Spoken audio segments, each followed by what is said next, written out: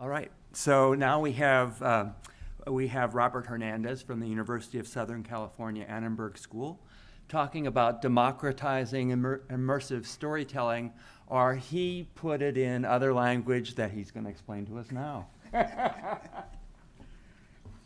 Hello, everyone. Let's see, we're on talk 3. This thing is moving. Do me a favor, everyone get up, give it a little shake, wake up a little. Not a big group, but we need that energy. You're getting hit with a lot of smart people sending you a lot of stuff. Today I'm going to talk about a hot dog and the future of journalism. So for those at home or those here, if you want to participate with the stuff that I'm going to be showing, I'm going to be using Snapchat. I know some of us are not in the demographic of Snapchat. Some of us foolishly think that Snapchat is dead, but you can talk to middle schoolers and high schoolers, and they will tell you something completely different.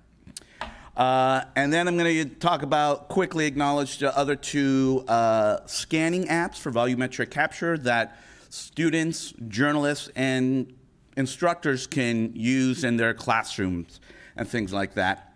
I'm Robert Hernandez. This is a creepy scan of me that I was using in all my talks.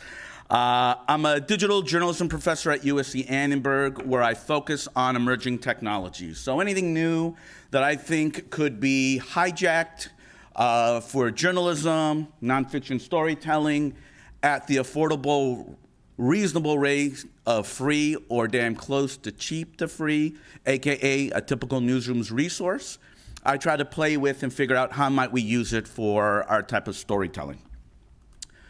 At USC, my students and I produce a bunch of stories under the name JOVRNALISM. That's how you pronounce it, that really cheesy typo we came up with as a troll, and we had a trademark because someone tried to rip us off. We work with media companies, we work with tech companies in producing these experiences, and we've been fortunate to win a few awards along the way. And now that damn hot dog. All right, what is that referencing to? I want you to think back in 2017, where Snapchat had an earnings call about how they fell short. There was $1 million short. Why? Because this other app, Instagram, was stealing all their features, right? The disappearing, the reels, the stories, all that stuff. Instagram was inspired by and just took the features. But legend has it that the CEO of Snapchat said, you guys, I'm not worried because this is our future. Who remembers this damn dancing hot dog? This hot dog was launched in 2017. It was the first 3D object put in real world. Snapchat had been using AR to augment our faces, to throw up a rainbow, of course, to infamously make us into puppies or change our voices. But the hot dog was placing something in your world, and it went viral, creating really funny, random, dark memes. I'll let you take it all in, right? Someone stealing their hot dog. This is kids today. Hot dog visiting grandma at her funeral. He will haunt your dreams. Out of all the memes, the one that I invoking is this one where imagine you're at the earnings call and the CEO says, this guy, I'm not worried. And truth be told, Snapchat has been a leading company when it comes to augmented reality, and other companies are trying to catch up, including that one Snapchat has been inspired by and created some similar platforms. What does that have to do with journalism? Well, in 2018, my students and I were trying to figure out how might we use, what tools are out there to create augmented reality experiences that we can share with the world. And we had decided to do an immersive series on the unhoused community. And we had the idea of like, what if we could capture a dwelling and let you hold presence with it? well, how do you capture a dwelling for AR? Right, we did 360 video, things like that. I somehow charmed a company called Capturing Reality for them to let us borrow, for a limited time, a license for their software called Reality Capture. And what that is you take a bunch of pictures of something, put it through this expensive software, hit a button, and within minutes, poof, a photorealistic 3D model appears. So I brought my old camping tent to campus. We took pictures of it. We quickly glanced over the instructions, said, screw it, let's just hit the button and see what happens.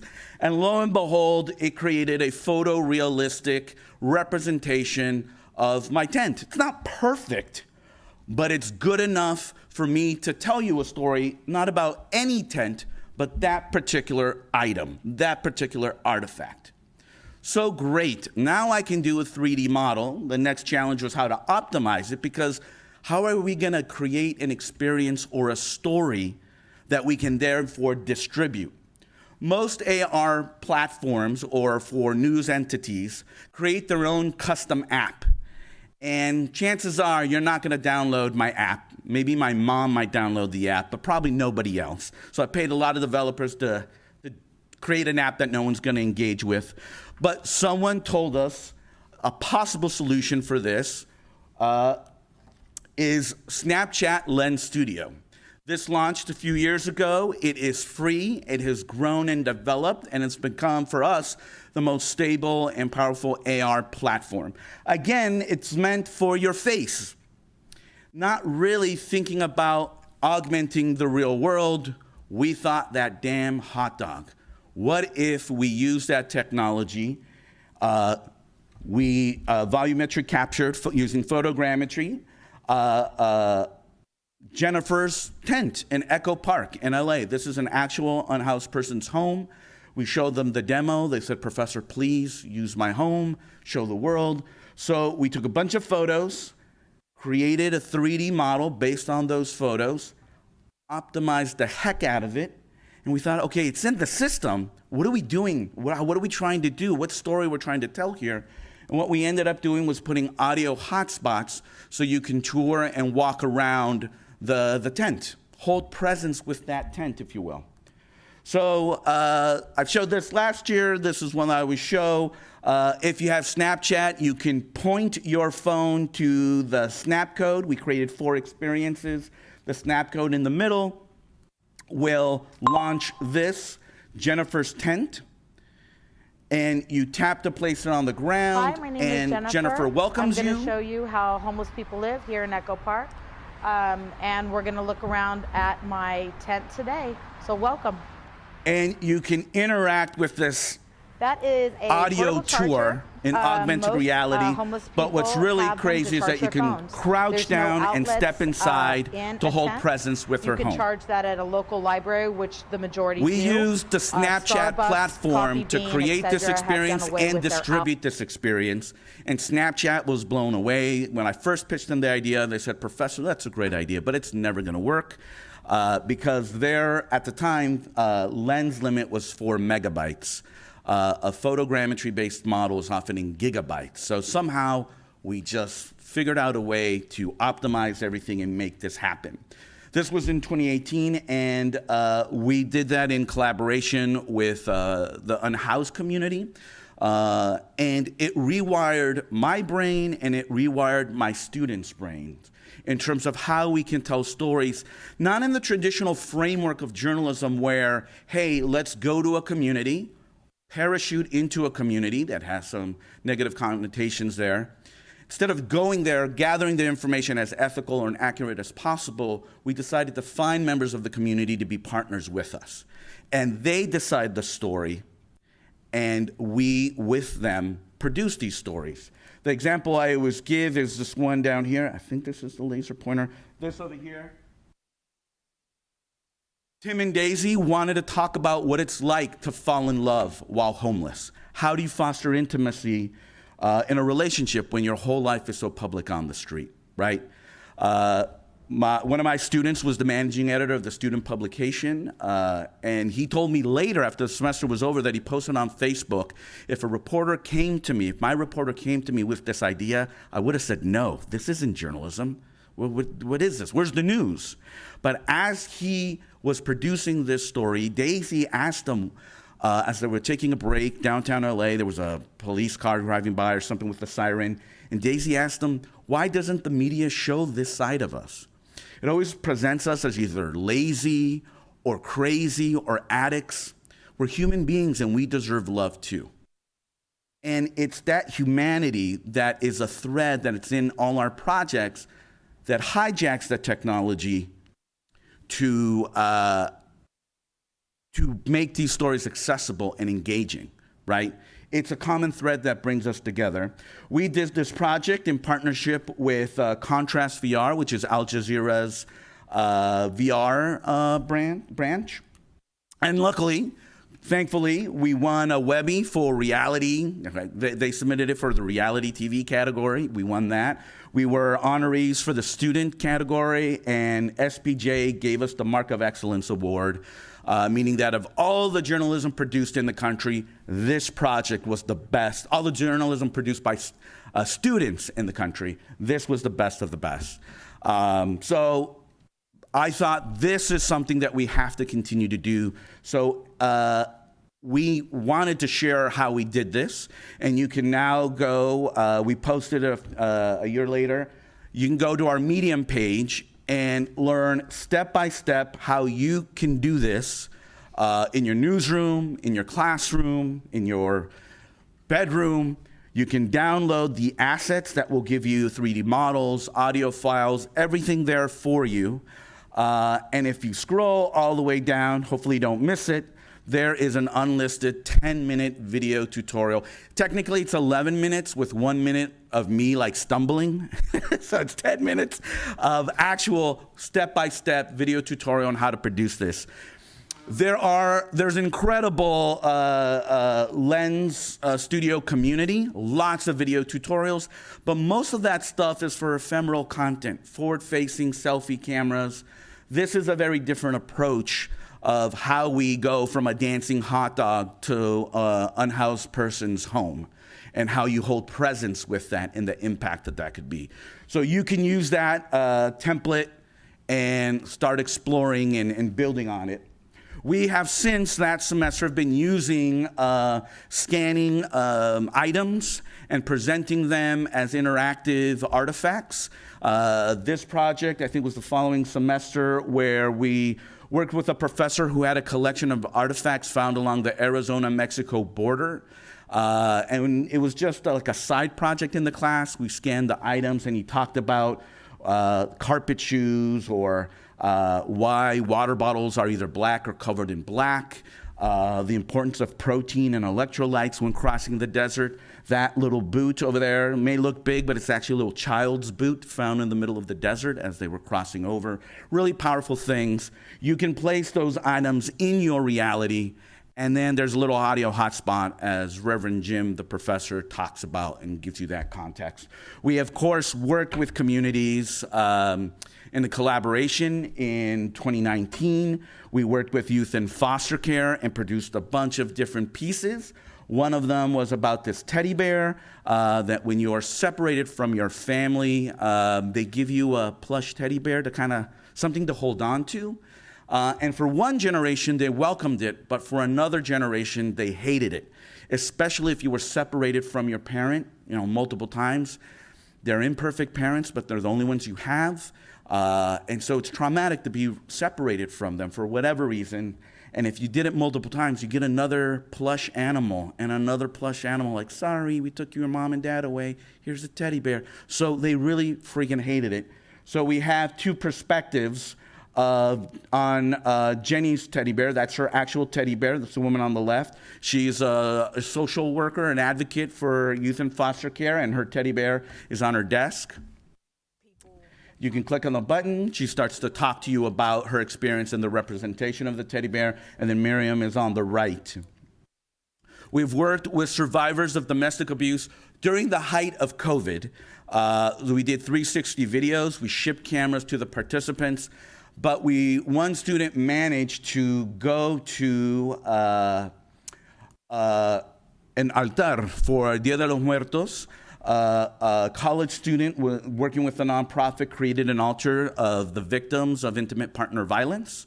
So they took pictures really quickly, and we ran it through some software, and poof, not perfect, but effective enough in a few minutes to make an experience where you can place the altar there and then walk around it and hold presence with it. We did a project with reentry, formerly incarcerated folks, then giving them 360 cameras, talking about their lives. But one family, it's the woman in the middle and the woman on the right, that's a mother-daughter. Their story was about spending their lives for the last 22 plus years trying to get the son, their brother, out of prison, who they believe was wrongfully convicted for murder. And the 360 video goes into their lives, and you see all the documents the mom has pasted on every surface in their little home, and how she uses her beat-up Vietnamese to English dictionary to try to translate every word in these legal documents, hoping to find the key to get her son out. In this particular one, we didn't use Snapchat. We used Sketchfab. We used some scanning apps, the ones I'll talk about in a little bit. But it's a little thing that we, of course, in text can describe, the dog-eared book. Maybe there's a picture, maybe there's video, but there's something quite powerful where this is something you can rotate in front of you. Sketchfab is like the Instagram for 3D models. You can upgrade to get a pro account. I think with professors they may work. That's how I got a pro account for free. And they have an AR version, so you post a 3D model and then you can watch it in the app and tap to place it in AR. It's a really great platform, recommend it. And this semester, we are working with the drag king community. Most people have heard of drag queens, from RuPaul to all these other things in the news, right? But when we did reporting, trying to figure out which, the class that we want to work with the LGBTQ plus community, we try to figure out who's underrepresented in that community. Of course, there are many, but we also found that when you think of drag queens, that narrative is dominated by white men. And we thought, what's an inverse of that? And it's the drag kings community, where there are women that dress up as men, non-binary, trans men. And so we've connected with participants, performers in the community. We just finished up our 2-week training, giving them a camera, working with them, brainstorming on the stories. I want to share this one story, but I don't want to jinx it. But they're really fantastic stories that are coming out. We're trying to figure out, with every technology, what matters most is the story. With every piece that we do, it's the story. And if there's a way to incorporate the technology, great. If there isn't, that's okay. There's still a compelling story. They'll all be told in 360 video. But Enza, who is in the black shirt on the left, second from the left, they're a performer, and they did something for Angel City Football Club Pride Night. They made a paper-mache soccer head. It's a soccer team, so they made a paper-mache soccer head and performed. And so that might be something that we scan and then augment as an artifact that you can place in your reality, amongst other experiences that we're working on. But keep an eye out for that. I mentioned Snapchat, but of course there are a lot more platforms that have come along. Spark AR started from Facebook, now of Meta, of course, was inspired by, I'm going to project, to follow Snapchat. TikTok is there as well. They have something called Effect House that is slowly, you've seen the AR things that it can do, the manipulation, the viral videos, things like that, but you haven't seen many world items, right? augmenting your reality with items and 3D models. If you haven't seen that, click there yet. The technology is getting there, but the stability of Snapchat is why we use it, and that's the one we would recommend to journalism institutions to use. But it's only a matter of time. Meta has, I don't know if you've heard this, but Meta has a lot of money and a lot of resources, and they're betting in that immersive future. So you're going to see more and more of that platform mature and mature and mature, creating and catching up with the creators in these spaces. But there are more advanced ones like Unity and Unreal. Those are gaming engines that do develop video games for the console and other places. So there are a lot of options to play. Of course, there's even WebXR, browser-based AR, VR experiences that you can incorporate as well. But for us, the key here is how do you replace that hot dog with an object? And at the time, we used capturing reality. We've experimented with HP's Z 3D camera. That's for $500. You get this little scanner camera, you attach it to your monitor, you put a pad on the table there, and you get an object, the best, no bigger than 9 by 9, no smaller than 3 by 3 by 3 inches, and you rotate the item under the camera, and in real time, it is creating an optimized model. It is removing your fingers from the model, from the item. $500. Prime Day is over, I guess, so maybe it was on sale, maybe it wasn't. But, you know, it's a little weird misfit tool that is out there that, again, they're not thinking about us as content creators. I met the person demoing it at CES. They were in a corner, sadly rotating a shoe. And I was like, what are you doing? And just serendipitously, he was like, oh, I'm with HP, we're doing this thing. And my jaw dropped because it's really difficult at the time to find ways to effectively, in the framework of a journalist, popping into a scene, how can you capture an object? We can do photos, but how can you capture it faster? Technology has evolved. Other participants, other presenters can talk about their experiences. Lots of folks have been hacking at this. But the one I would recommend is Polycam. It's super, super easy. Works on any iPhone. You can take pictures or you can use video to just record around an object. And then within minutes, poof, it turns those images into a 3D model that you can bring into Unity if you want to make that horse run around, or just embed it into a web page, or how we used it to bring it into Snapchat. Of course, you're going to have to optimize some of that stuff. That Medium post talks about that stuff as well. But for those who don't have the resources, this is a scan I did when I was in the Dominican Republic, a linotype machine. I was waiting in the lobby to be called in for a meeting, and I saw it, and in 2 minutes, I created this thing. For those who don't have the resources, and you're like, I want to play, but I don't want to spend money, I got you.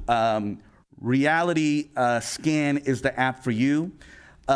Epic Games bought Capturing Reality. That software that costs a lot of money, they have now made it downloadable and accessible for free, but you pay as you go for the models.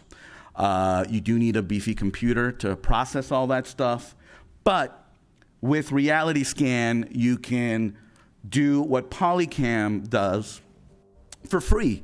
Now, I played with it. It's not perfect. It has some glitches. It might create more headaches than solutions. But again, just to start playing in this space, this is something that you can incorporate. As a civilian, try this stuff out. I love that they're demoing taking a picture of their gorgeous lunch, because if you recall, when Instagram was the first thing, the first mobile thing with photos, what did everybody do? They took pictures of their food, right? They still do, right? It's an incredible looking boba tea. They take pictures of that stuff, right? This is the next iteration. Instead of taking pictures, you can volumetrically capture these items and create a 3D model that someone can see from all sides. There are some caveats there. Can't be transparent, can't be too shiny, can't be too small, can't be too big could work. But again, other folks will talk about scanning and such like that. This is something you can do for free now, whether you're a student, whether you're a journalist, whether you're an instructor. You can start playing in these spaces and then figuring out how might I use it into my storytelling, right? So the lesson I want you to take away is the same lesson that the CEO of Snapchat said. The future is the hot dog. Thank you.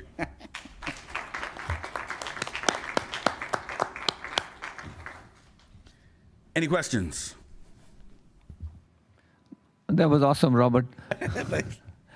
Can you tell us a little bit about how you stay in touch with your students after they finish work with you and they go out? What are they doing? Has this... So a couple things come into when I make my class, and the most important thing is culture. I try to recruit students from across the university. Of course, I have my journalism students, but the trick is to get misfits from across the campus and have them buy into each other and trusting each other in their different backgrounds. And so the first day of class, I'm talking about culture. I'm talking about us. We're the ones doing this. We're the ones collaborating together. And that culture builds a community that we communicate via Slack, and after they graduate, they come back in guest lecture, they participate in Slack. I started off with one class when I started experimenting with this. Now I have 3 classes, and some students have taken this course 3 or 4 times because they see something here, rewires their brain, and they want to pursue this for their career. Not everyone wants to do that. Some of them just want that exposure, and they get it, and they can put it on their resume. Other folks get bit by the bug and go way in. So yeah, I have alums. One went to the New York Times, and now is a senior immersive producer for Nat Geo. They've gone to all different places, from local news to international news. Yeah, and again, this is something, if I tell my colleague, in fact, my colleague told me, as other technologists I'm sure have heard throughout their career, that's not journalism, you're just a tech enthusiast. Aha. So I thought, how do I prove this person, how do I try to convince this person that this isn't some gimmick, this isn't just social media where they're dismissing, oh, those are what kids use, that's not serious journalism. So that's why I started to submit these projects for awards. 2 lessons are there. One, this is award-winning journalism. I laugh because it's the hot dog, but it has impact in ways that our medium, our industry needs to embrace. And 2, you're never going to convince the haters. You just have to acknowledge them and move around. They're walking zombies that are going to be phased out. You have to push forward, not only for the industry, but more importantly for your students to get this stuff. And so the students see that, they collaborate, they come to do conference talks with me, they go and get these awards, they go and influence the industry, and we keep producing that stuff. So we keep in touch that way. The microphone here and then in the back. This is really inspiring work, Robert.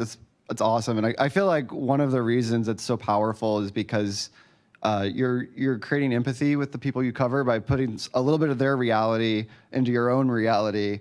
And I'm just curious, do any of the people you cover, like the unhoused community, do they get to see the reaction of people experiencing looking through their tent and listening to the audio and all of that? Yeah, definitely. So we often work, we think about, my students and I get together the semester prior. It's an elective course. They're registering the semester prior. Once I hit a certain number, I bring them together and I say, which communities do you want to work with in the coming semester? We vote, we pitch ideas, we vote. And then over winter break or summer break, I go make those connections. As a reporter, I go figure out, is there a nonprofit? Is there a community I can connect with? And in this framework of journalism, it's not the traditional journalism framework, it's this community collaborative journalism. I find partners that are equal partners that are often, if I'll be honest, distrusting of us because we've been misquoted or we've been voyeuristic or we've misrepresented their lives. I have to win their trust, and now I get to show them past projects. But the agreement is, you own this. We can share the copyright for it. More importantly, if you have a nonprofit, I'm more than happy to demo this stuff during your next fundraiser or your next social event. So for the Unhoused project, we met in the downtown LA library. The library, thankfully, likes my crazy ideas and has been very supportive. And so we debuted it there. We had a Saturday event where we had booths there and the panel of the folks on stage talking about their experiences and the projects, and we demoed it. We've done projects with deportees and a nonprofit called Al Otro Lado. And the representative Al Otro Lado was with us every step of the way. I explained what the project is and what the outcome could be, but it wasn't until she put on a headset where she was like, I had no idea, and just started crying, right? They see the impact, they see themselves, they see a connection in a different way. The best compliment I got was from someone, a journalist, who was like, I have seen countless immersive stories, and the tech is such a gimmick. It is like, old 3D monster movies where they're like, This, they said, was the technology just faded away into the background, and you felt holding presence with the person. We're going for simple stories that happen to hijack something based on a dancing hot dog, and it's resonated time and time again. Thank you. Question in the back. I had a similar question. Because this is often about stigmatized communities, how are you making sure that the way people are using it in social media is not stigmatizing? Sure. A couple things. First, once you publish something, you can't control how it's used, in context, out of context, abused or otherwise, right? What we do at the very beginning, when we start to establish these partnerships, we talk about what we're aiming to do. And then if at any point they want to bail, and some have, you can bail. No pressure. We're just working on this together. And they get to see the final project before we publish it. So they sign off on it. They have complete buy-in. We don't do that in the traditional journalism framework. Totally understandable. But in this community collaborative journalism, we want them to feel like they have ownership here. We're not going to let them make things up. We're not going to,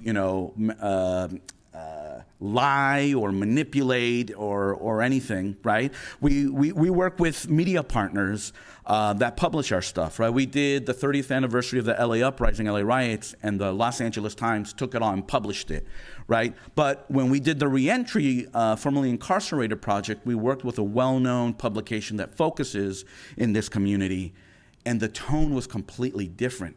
It was very standoffish, not trusting the community would be honest, which I thought was very interesting. They were like, well, how do you know they're not lying? I'm like, well, we're producing it with them. Yeah, but they don't know how to tell a story. Like, we're producing it with them. Yeah, no, we don't feel comfortable with that, right? That distrust that we in the newsroom have with the community we aim to serve is still prevalent and is a problem. I know that community collaboration isn't for everybody, but I think there are opportunities there where we can build that trust and step-by-step work together without compromising our values and our integrity and what our mission is to inform about our diverse communities. This is a great way in doing that. And with the Deportees project, the partner was telling me all these horrible stories that we have done as the media in exploiting them.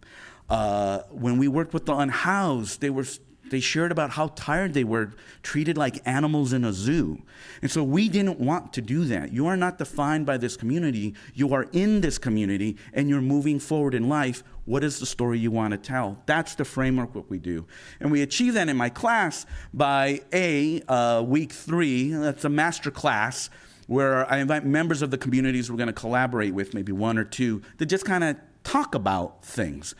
Allow the students a space where they can ask questions, or I will ask questions.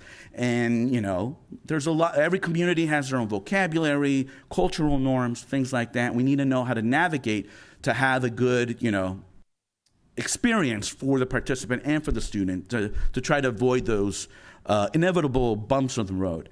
So we do that as well, and then when we're doing the training, they're seeing what we're doing, and then throughout the whole project, it is together. We have had times where a media partner says, hey, can you make them talk about this more? Very traditional journalists, have them talk about how they became homeless or how they suffered from violence or whatever. We don't do that. We are telling the stories that the community wants to tell, and when we go to a media partner and they agree before they see the projects, they have the right of first refusal. If they're paying us money, they can give us editorial notes. If they're not paying this money, they get what they get, and they decide whether or not they want to publish the story. And most times they say it's pretty powerful that they do choose the story. It's a relationship all the way through, being transparent and communicating and understanding the needs of all the stakeholders and finding that path. Everyone wants a compelling journalism piece that helps you understand another community, whether it's in text or with a dancing hot dog, right? The truth is, these stories are not being told in traditional forms, but I can sneak these stories in if I hijack a dancing hot dog or hijack that really expensive Apple headset or something like that. If I can put those stories in those spaces, there's a better likelihood of understanding those communities. Question over there? I'm very interested in how successful you've been in placing your stories that you and your students have done. And I'm wondering, what about local media? That's been Yes. a current focus in terms of, not like the LA Times, but maybe a community in Northern California that lost all of its local newspapers and so on. Yeah, I would argue that any community in any city in any part of this country has lost their coverage. So there's no shortage of deserts that are covering everything. We just knock on doors, or sometimes news orgs approach us. We did a project with the ABC News. They got a Google grant to tell hidden histories, is what we call the project, hidden stories about the diverse communities that make up our cities. So we did an immersive documentary on Catherine Chung. In 1930, she was the first Chinese woman pilot in the US. Back then, out of all the pilot licenses given out, which weren't many, 1% of them were to women, and 1% of the 1% were women of color. So we did that documentary, and they published it in all their owned and operated stations. We've worked with Desert Sun, a paper in Palm Springs. We did a piece on the Salton Sea. So we're definitely working with nonprofits, with news organizations. Whoever wants to play and understands the framework and feels comfortable with what's going to come out. They, of course, don't have to publish it. They can say, no, I don't feel good about this. Totally fine. But most of the times they do want to publish it. When we published the LA Uprising, LA Riots piece, when I was talking to news organizations, the LA Times and PBS KCET, who we've tried to work with before, it was really interesting that the problem wasn't the content. The problem was wondering if their audience would understand how to engage with the content. And so when we produce these pieces, we create video that just so happens to be 360 video, but is video that you can see on your desktop, on your phone, and all platforms. But then we sneak in these pieces that, to me, is really important for these organizations, big or small, to telegraph to their communities, hey, this is that thing you heard about, in a non-threatening way. That metaverse that is coming, check this out. Play with these spaces, explore this stuff. LA Times ran everything. KCET just chose to run with one 360 video because they weren't sure their audience would get it, right? The different demographics, different audiences that they serve. But yeah, I'm always looking to collaborate. That's the whole point of my work. How do I democratize this stuff and put it in the hands of people that are not the New York Times or the Washington Post or CNN or NPR, which has so many resources. Granted, they always need more, but so many resources and opportunities that smaller, local, regional, nonprofit orgs don't have. Thank you. Thank you. Another question? Do you see a larger reach with this sort of story than if you weren't, we're with a radio station here, and it's always like, how much can I do in X amount of time? Does it seem worth it to the news organizations? So there's a couple of ways of answering that. So the first, I would say to the individual reporter, audio or whatever reporter, start playing with this stuff. Just like you were asked to take photos when you went out on the field, and you probably pushed back on. Let's be honest. You're like, I'm not a photographer. You have the device. You take pictures. This is the next evolutionary step about it. Start playing with that on your own, on your terms. To the news organization, start playing with that and start thinking about, hey, this is something that can really enhance our stuff. If you think about it in terms of like, well, where's the ROI? Where are we going to get the money? Please put on your time machine hat and remember when the internet started and when social media started and all the leadership saying, well, where's the money in it? Oh, only promote stuff that's going to click back to our stuff. That doesn't work. If you're looking for that as success only, that's not going to be the key to success. What it's going to do is what we saw with the Wall Street Journal and others. You start playing in these spaces and you start getting brand recognition. Kind of the same reason people used to advertise with us. They wanted the brand to be associated with something. We need to play in these spaces to be associated with, we're going to where you are. We're going to TikTok. We're going to Snapchat. We're going to Instagram. But remember, whether you read it in print, which you probably don't, that same content is accessible to you. That same powerful journalism is accessible to you in a podcast, in a newsletter, on a website, and maybe through this. So the other thing is, this isn't mainstream yet. Snapchat doesn't promote our stuff because Snapchat's demographic, Gen Z, Snapchat as a whole is looking for light, ephemeral stuff. A dancing hot dog. Do they want a homeless tent to kind of like give them a sense of reality? No, but kinda. It's going to be becoming more and more and more. We dismiss, just like the colleague dismisses, Snapchat, all those young kids, they don't care. They care about what's happening in the Middle East. They care about what's happening in Ukraine, and you can reach these audiences that way. If you start putting Snapchat on the NPR station pages, are you going to get engagement? No, because your demographic of the people that listen to radio, I'm going to guess, skews a little bit older. But if you start putting that stuff in there, embedding 3D models on the pages, that's like adding a photo. Do we have to say, well, what's the ROI of adding a photo to that article? No, it's just part of that modern news consumption piece. And I would argue this is a way to kind of help our audience transition to what is coming. And I'd rather you guys do it now rather than someone else define it later and you play catch up. More questions? Is that all right, Gary? I love it.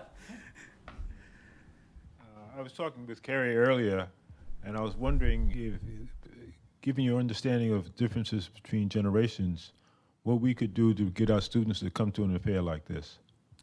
That's tricky. All right. As a professor, when we email students... You could work your way through the tricks. All right. Well, as a professor, when we email our students 6 times, I never got an email, right? So it's really difficult to break through. Gary and I have chatted about this in terms of a student may want to be here, but they have a required course or an internship or an issue at home that keeps them from coming. It doesn't mean we don't do this, but perhaps what we try to do is, I like to collaborate with multiple communities. Maybe we collaborate with multiple communities at the engineering school. There are student clubs here that we can reach out and say, hey, why don't you have a meetup? We will provide food. Every student shows up where there's food, but you have to give them notice. You have to let them know what it is. You have to let them telegraph that this isn't going to be just academics talking to academics, but this is not even journalists talking about traditional journalism. This is a place where we're talking about what's next, and they have an incredible role to play. They need to be here because they're the ones consuming it and more likely the ones shaping it when they come into the newsroom. Again, look at the past narrative. Who determined social media when that was disrupting newsrooms? It was kids coming straight out of my classroom. The ones that failed were the seasoned editor trying to do social media, trying to play catch up. Not just get the generation that's doing it to do it. So we need to find ways to interest them, to kind of demystify. No. You are welcomed here. In fact, it's essential for you to be here. In fact, we're not here to talk at you. We're here to inspire you, and then we should have time to play together. I think that's a recipe in collaboration with other communities. But first, offer free food. What's that? But first, offer free food. Yes, free food. One step above pizza. That's what we strive for. Thank you, everyone. Have a good conference.